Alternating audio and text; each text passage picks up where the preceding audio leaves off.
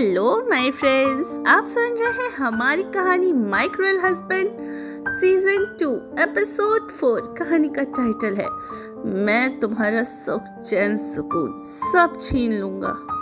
तो चलिए कहानी को आगे स्टार्ट करते हैं। जैसा कि आपने अभी तक हमारी कहानी में सुना कि आराध्या अपना लहंगा संभालते हुए मेन गेट की तरफ भाग रही थी कि तभी तो चलिए अब हम इसके आगे कहानी जानते हैं। स्टार्ट करने से पहले एक छोटी सी रिक्वेस्ट, अगर मेरे चैनल को सब्सक्राइब नहीं किया है तो प्लीज जाके मेरे चैनल को सब्सक्राइब कीजिए एंड वीडियोस अच्छी लगती हैं, कहानी पसंद आती है तो प्लीज लाइक करिए एंड कमेंट करके मुझे जरूर बताइए कि आपको कहानी कैसी लग रही है। तो चलिए कहानी को शुरू करते हैं। आराध्या अपना लहंगा संभालते हुए मेन गेट की ओर भागी जा रही थी कि तभी वो लहंगे में फंसकर जोर से गिर पड़ी और उसने चिल्लाते हुए कहा आह। गार्ड ने जैसे ही आराध्या की ओर देखा वो फट से अपनी जगह से हिला और क्योंकि रणविजय शेखावत से वह बहुत ही ज्यादा डरता था, लेकिन वो हिला तो जरूर था लेकिन वह आराध्या के पास बिल्कुल भी नहीं आया क्योंकि रणविजय शेखावत ने सिर्फ आराध्या पे उसे नजर रखने को कहा था, उसके पास आने को नहीं। इसी डर के मारे उसने आराध्या की कोई मदद नहीं की। आराध्या वहीं चुपचाप गिरी हुई ही थी। उसका इस वक्त कुछ भी कहना या आराध्या का मदद करना उसके लिए खतरे से खाली नहीं था, इसलिए ये सोचकर वह अपनी जगह पर ही खड़ा रहा। उसे सिर्फ आराध्या पर नजर रखने को कहा गया और वो रणविजय को कोई शिकायत का मौका नहीं देना चाहता था जिससे कि उसकी जान पर बनाए। आराध्या बड़ी मुश्किल से अपने उलझे लहंगे को खुद से निकलकर खड़ी हुई और दोनों साइड से हाथों से थोड़ा सा ऊपर उठाकर लहंगा मेन गेट की तरफ आगे की ओर बढ़ने लगी। मेन गेट के पास तेजी से पहुंची आराध्या गार्ड से बोली, भैया प्लीज मुझे यहाँ से जाने दीजिए। ये सुनकर गार्ड आराध्या की ओर देखते हुए बोला, मैडम आप अंदर जाइए। आराध्या उसके आगे हाथ जोड़ते हुए, गेट खोल दीजिए ना, मैं यहाँ नहीं रह सकती, मुझे यहाँ से जाना है, प्लीज मेरी मदद कर दीजिए, मुझे यहाँ से जाने दीजिए, आपकी बहुत मेहरबानी होगी। गार्ड अंदर की ओर हाथ करते हुए, आप अंदर जाइए मैडम, मैं कुछ नहीं कर सकता, आपके सामने ही रणविजय सर ने मुझे आप पर नजर रखने को कहा है और मैं उनकी बात नहीं टाल सकता हूँ और आप कह रही हैं मैं आपको यहाँ से जाने दूँ। ये सुन आराध्या गार्ड पे चिल्लाते हुए बोलती है, मैं यहाँ आपसे मदद मांग रही हूँ और आप इंसानियत दिखाने की बजाय उस इंसान के ऑर्डर्स फॉलो कर रहे हैं। आप भी जानते हैं वो कैसा है, वो फिर भी आप मेरी मदद नहीं कर रहे हैं। आपके सामने ही आपने देखा कि उसने मेरे साथ कैसा बिहेव किया। ये सब जानने के बाद भी आप मेरी एक छोटी सी मदद कर दीजिए प्लीज भैया प्लीज। गार्ड आराध्या से नजर हटाकर दूसरी ओर देखते हुए बोला, मैं कुछ नहीं कर सकता मैडम और ना ही मैंने कुछ देखा ना ही मैंने कुछ सुना। मैडम प्लीज प्लीज आप अंदर चली जाइए। जाने दीजिए भैया प्लीज मुझे यहाँ से जाने दीजिए, मैं आपसे हाथ जोड़कर रिक्वेस्ट कर रही हूँ। जबरदस्ती की गई शादी है, उन्होंने मुझसे ये शादी मेरी मर्जी से नहीं की, उन्होंने मुझसे और मुझे ऐसे घटिया इंसान के साथ नहीं रहना, मेरी जिंदगी का सवाल है भैया प्लीज। आराध्या ने उसके आगे गिड़गिड़ाते हुए बोला, पर आराध्या की मदद के लिए की गई गुहारें उस गार्ड पर कोई असर नहीं हुआ। वो ना कुछ बोला और ना ही वह गेट के सामने से हटा। तभी आराध्या उसे मदद ना करते देख उसे अपने हाथों से पीछे धकेलते हुए बोली, मैं यहाँ से जाऊंगी, नहीं चाहिए आपकी मदद। कहकर आराध्या खुद ही गेट को खोलने लगी तो गार्ड ने उसे बाहों से पकड़कर पीछे कर दिया और बोला, मैडम मैडम आप समझ क्यों नहीं रही हैं? रणविजय सर ने अगर आपको घर के अंदर आने की परमिशन दी है, घर के बाहर जाने की नहीं। प्लीज़ अंदर जाइए, वरना मुझे सर को बुलाना पड़ जाएगा। आराध्या ने यह सुना तो उस गार्ड पर चिल्लाते हुए, आप भी बेदर्द इंसान के साथ काम करते करते बेदर्द हो गए हैं क्या? आपका ज़मीर आपको नहीं धिक्कारता क्या? आपसे कोई मदद की भीख मांग रहा है और आप अपने उस रणविजय शेखावत की बातें ही दोहरा रहे हैं। नहीं चाहिए मुझे उसकी परमिशन, मुझे जाना है यहाँ से, समझें आप? खोलिए गेट अभी। गार्ड, आप क्यों जिद कर रही हैं मैडम? हम बेदर्द नहीं सही, पर यहाँ काम करते हैं तो मजबूर तो हो सकते हैं। अंदर जाइए, खुद के साथ और मेरे लिए भी क्यों समस्या बढ़ाना चाहती हैं? रणविजय सर ने साफ साफ कहा है कि अगर मैंने उनके खिलाफ जाकर कुछ किया तो वो मुझे नहीं छोड़ेंगे। गार्ड बोल ही रहा था कि तभी आराध्या घुटने के बल रोते हुए वहीं गिर गई और हाथ जोड़ते हुए बोली, प्लीज़ भैया, प्लीज़ आप मेरी बात को समझिए, मुझे यहाँ से जाने दीजिए। आराध्या को रोता देख और गिड़गिड़ाता और उसकी हालत को देखकर गार्ड को उस पर तरस आने लगा, पर वो भी बहुत बेबस था, कुछ नहीं कर सकता था।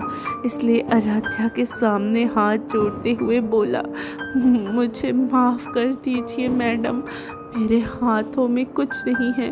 आप और मैं उनके खिलाफ जाएंगे तो हम दोनों की जान खतरे में आ जाएगी, और मैंने आपको जाने दिया तो वो मुझे माफ़ नहीं, सीधा साफ करवा देंगे। रणविजय शेखावत उन्हें बर्दाश्त नहीं कि कोई उनका कहा टाले। मेरा भी परिवार है मैडम, उनका पेट पालने के लिए मैं यहाँ नौकरी करता हूँ। बड़ी मुश्किलों से नौकरी जाते जाते बची है मेरी, और अगर मैंने आप जो कह रही हैं वो कर दिया तो अंजाम बहुत बुरा होगा हम दोनों के लिए। मैं आपकी जान खतरे में नहीं डाल सकता, उनको एक पल नहीं लगेगा मेरी जान लेने में, फिर मेरे परिवार का क्या होगा? आप मुझे मेरी ड्यूटी करने दीजिए। कहते हुए गार्ड ने मुंह फेर कर खड़ा हो गया। ये बातें सुनकर आराध्या ने नजरें उठाकर उसकी ओर देखा और अपने आंसू पोंछ के मन ही मन नीचे से उठते हुए बोली, सही तो कह रहा है ये गार्ड। ये आराध्या, तू अपनी जान बचाने के लिए इसकी जान को खतरे में नहीं डाल सकती। ये भी तो बेचारा मजबूर है, इन्हें भी तो डर लगता है उनसे, करे भी कैसे मदद ये तेरी, चाहे भी तो नहीं कर सकता। रणविजय शेखावत की हैवानियत के आगे कहाँ किसी की भी इंसानियत बाहर आएगी। कहते हुए आराध्या ने एक नज़र गेट पर डाली और फिर वहां से मुड़कर वापस लॉन की तरफ बढ़ गई। गार्ड ने मुड़कर आराध्या की ओर देखा और मन ही मन खुद से बोला, हे भगवान, मैं तो कुछ नहीं कर सकता हूँ, पर आप तो कुछ कीजिए इनकी मदद, क्योंकि यहाँ तो रणविजय शेखावत के अलावा किसी की नहीं चलेगी। इनकी थोड़ी सी मदद मेरे लिए बहुत बड़ी परेशानी खड़ी कर सकती है। बेचारी भरी नजरों से आराध्या को जाते हुए ही देख रहा था। आराध्या धीरे धीरे चलते हुए लॉन के एक पेड़ के पास चली गई और उससे सटकर जमीन पर बैठ गई। कैसे कोई इतना निर्दयी हो सकता है? सब पर जुल्म करते हैं और कोई उनके आगे उफ भी नहीं कर सकता, पर मैं आपकी सबके आंखें घुटने नहीं टेकूंगी रणविजय शेखावत, नहीं और नहीं मानूंगी। आपका जुल्म नहीं सहूंगी, क्योंकि जुल्म करने वाले से ज़्यादा जुल्म सहने वाला गुनहगार होता है। कोई नहीं समझे ना समझे, पर मैं तो समझती हूँ, और आपको मैं अपने साथ ज़्यादा गलत करने नहीं दूंगी, फिर चाहे जो हो जाए। फिर नम आंखों से रणविजय की घर की तरफ देखते हुए तभी आराध्या अपने घुटनों पर सर रख कर बैठ गई और आंखें बंद करके रणविजय से बचने के बारे में सोचने लगी। सोचते सोचते ही कुछ देर बाद उसकी आंख लग गई और वो वहीं पेड़ से सटकर सो रही थी। 2 घंटे के बाद ही सुबह हो गई। रात का अंधेरा हटकर सुबह की लालिमा चारों तरफ बिखरी हुई थी। थोड़ी थोड़ी सुहानी हवा चल रही थी। मार्च का महीना था। सुबह सुबह थोड़ी ठंड वाला मौसम भी था। सुबह के 5 बज रहे थे। गार्ड गेट पर खड़ा अपनी ड्यूटी कर रहा था। तभी रणविजय अपना वाइट ट्रैक सूट पहनकर, स्पोर्ट शूज, आंखों में ब्लैक गॉगल्स और अपने कानों में ब्लूटूथ लगाए अंदर से भागता हुआ बाहर आया। ये टाइम रणविजय का अक्सर वॉकिंग एंड जिम जाने का था, जो अपने डेली रूटीन में शामिल था। जैसे ही वो बाहर आया, उसकी नज़र आराध्या पर पड़ी, जो पेड़ पर वहीं पे सटकर जमीन पर ही अपने घुटने से अपने पेट को लगाए डुबक कर सो रही थी। सुबह की ठंडी ठंडी सी और हल्की सी घास पर, सुबह की ठंडी में और ठंडी घास पर लेटी आराध्या नींद में ही थोड़ी थोड़ी सी ठिठुर भी रही थी। रणविजय के चेहरे पर बिल्कुल भी दया के भाव नहीं आए। आराध्या की उस हालत को देखकर भी वह थोड़ी दूरी पर नॉर्मली रिएक्शन लिए खड़ा रहा। तभी रणविजय अपनी आंखों से लेफ्ट हैंड से चश्मा उतारकर आराध्या की ओर गुस्से से देखते हुए कहा, तुम्हें मखमली बिस्तर रास नहीं आता ना माय वाइफी, तुम्हारी औकात ही यही है। चश्मा पकड़ते हाथ से जमीन की ओर इशारा करते हुए और फिर वापस आंखों में अपने शेड्स चढ़ा के बाहर की ओर चला गया। उसे आते देख गार्ड ने फट से गेट खोल दिया। आया रणविजय उसके पास रुकते हुए, नजर रखना, मैं वॉक करने जा रहा हूँ। जी साहब, गार्ड नजरें झुकाए ही बोला और रणविजय बाहर से चला गया। गार्ड ने फिर जल्दी से डोर को लॉक कर दिया। रणविजय 1 घंटे के बाद वापस घर लौटा तो रणविजय ने देखा कि आराध्या अभी तक सो रही है।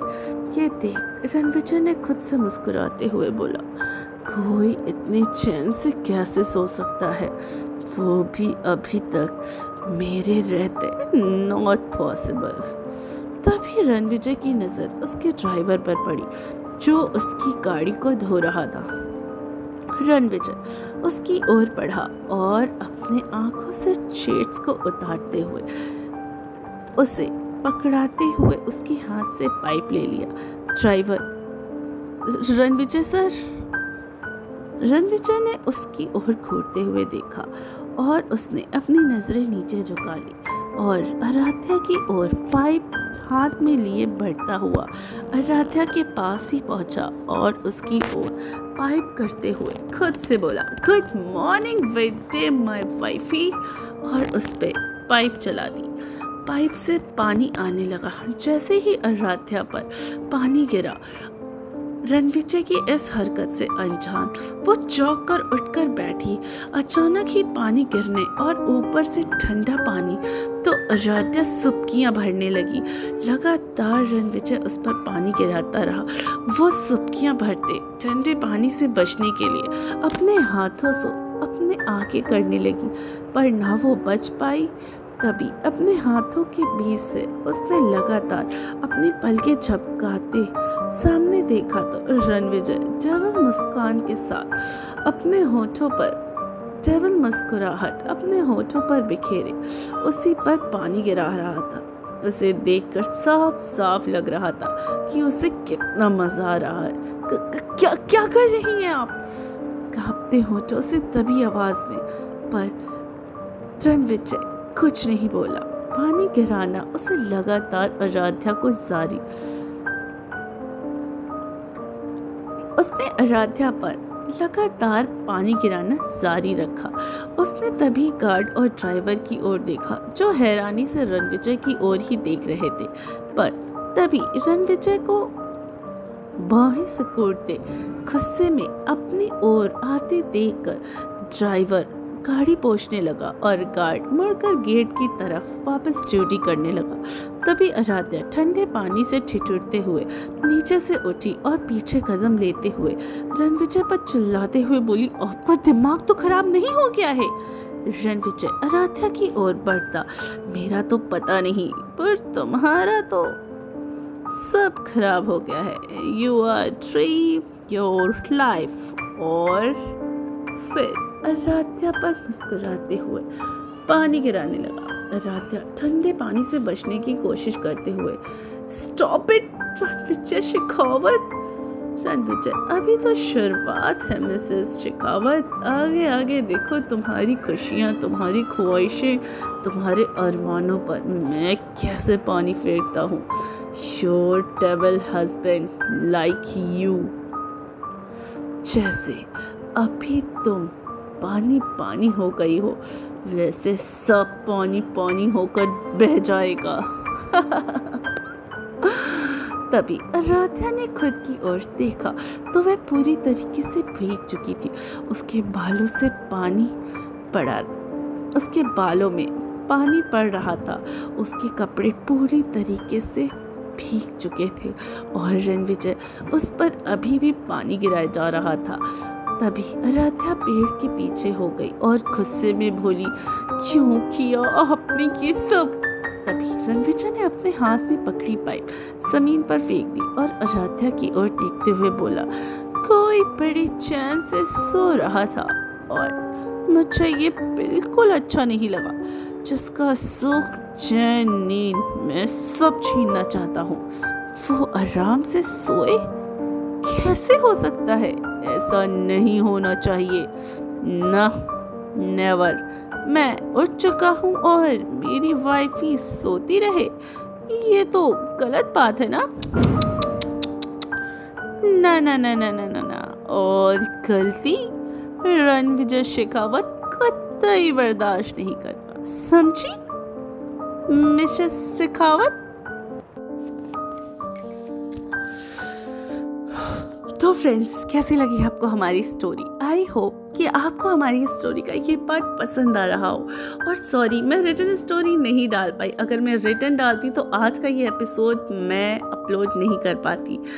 तो चलिए मिलती हूँ कहानी के अगले पार्ट के साथ। तब तक के लिए अपना ख्याल रखिए और सुनते रहिए माय क्रूएल हस्बैंड सीजन 2 सिर्फ टिनी FM जान के साथ।